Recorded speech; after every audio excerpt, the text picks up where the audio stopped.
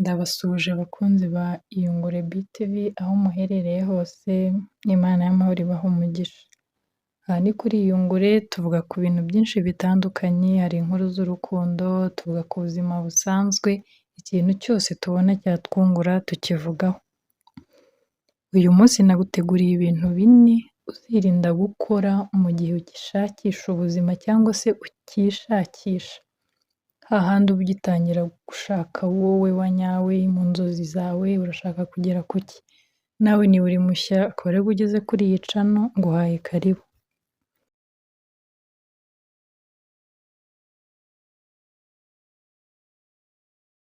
Icya mbere uzareke kuba nyamwigendaho. Ni ukuvuga ngo iyo utangira kwishakisha cyangwa se ugitangira inzira, uba ukeneye umuntu ugufata ukuboko, bityo bigusaba guhura n'abantu benshi batandukanye, kujya ahantu hari abantu kugira ngo ugire ibyo ukurayo, guhura n'abantu batandukanye, niho hagenda hava amahirwe atandukanye, kuko nudahura nabo nta muntu umwe uba wihagije. Ubwo rero niba ushaka kugera ku cyo wifuza, ntuzabe nyamwigendaho. Kabiri, kugira tatuwaje ku mubiri. Niba ugishakisha ubuzima ntuzishyireho tatuwaje. Birashoboka ko waba uzikunda, nta nubwo tubureminga abantu bazishyizeho, ariko niba ugishakisha ubuzima uzaba uretse kuzishyiraho.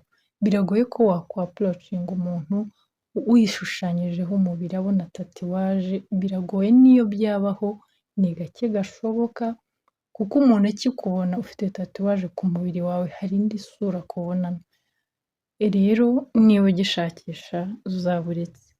Gatatu, kwambara byiyubahutse. Kwambara byiyubahutse bivuze iki? Wa muntu wambara ukabona arasa n'uwambaye ubusa.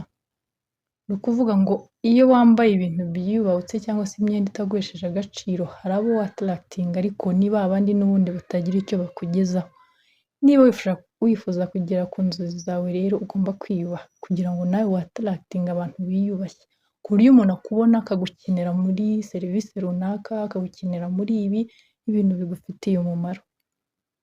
Kane, jya wita cyane ku bintu positinga. Hari ukuntu abantu bavuga ati njyewe ibintu positinga ntabwo biba bihuriye nanjye. Yes, sometimes ushobora kuba ari ukuri, ariko akenshi uzasanga tutajya kure, tudapositinga ibintu byabo turiho. Ntabwo tujya kure yabyo cyane.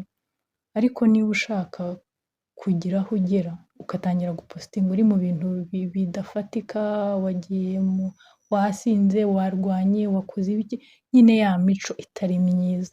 Ni ukuvuga ngo ntawe uzakwifuza, naho uzagera hose, ni ukuvuga ngo wishyize hanze, barakumenye, ntawe uzagira ngo umuntu avuge ati akwifuze oya. Icyo gihe urimo uriyicira amayira. Rero sitopu. Nibyo naguteguriye, niba ugishakisha ubuzima, ibyo bintu uzabireke. Wakoze kubana nanjye, ndabakunda, bayi bayi.